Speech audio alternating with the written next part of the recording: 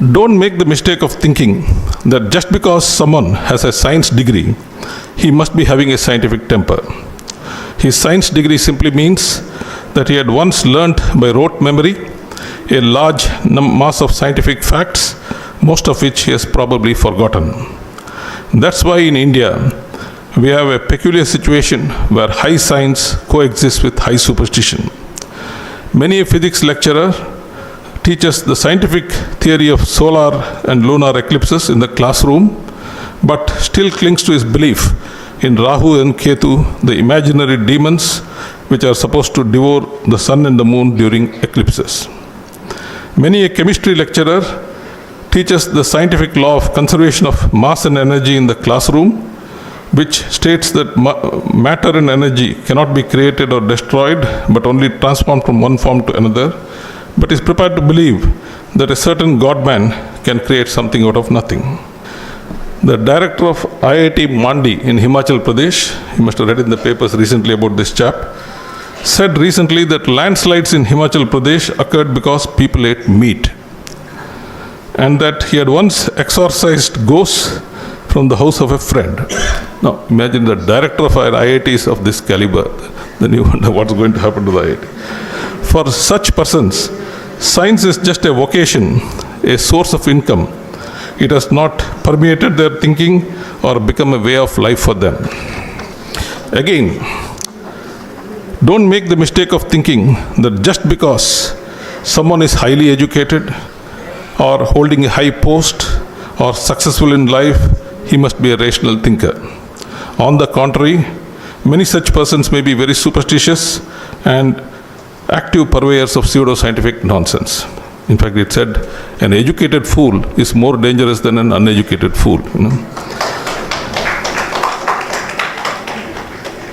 In 2021, a sitting judge of the Allahabad High Court, as part of his judgment, mind you, he didn't say it orally, it's part of his judgment.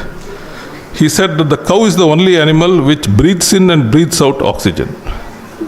Imagine the level of science knowledge of this High Court judge. And he said, cow ghee, using cow ghee in yajna gives special energy to sun rays which causes rain. Sun gives energy to everybody. This fellow thinks that, the yajna gives energy to the sun and that causes rain.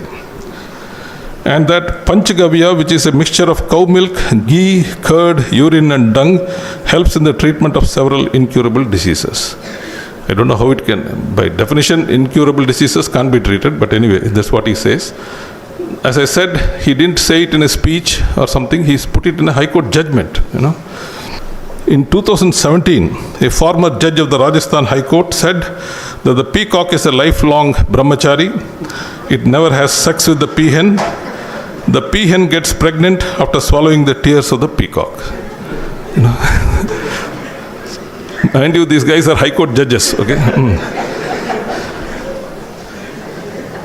In 2018, a former IPS officer and Union Minister of State for Education, who is also a PhD in chemistry, claimed that Charles Darwin's theory of evolution was scientifically wrong because no one has ever seen an ape turning into a man.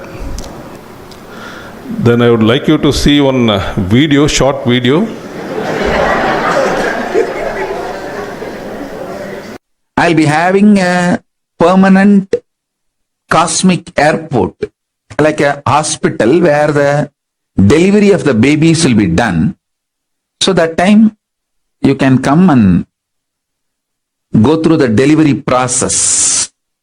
That is enough. You can get pregnant anywhere, wherever you are, in your country. But just for the delivery, if you come to Kailasa, we can make sure that baby is planted with the enlightened supernal effulgence DNA and enlightened genetic code.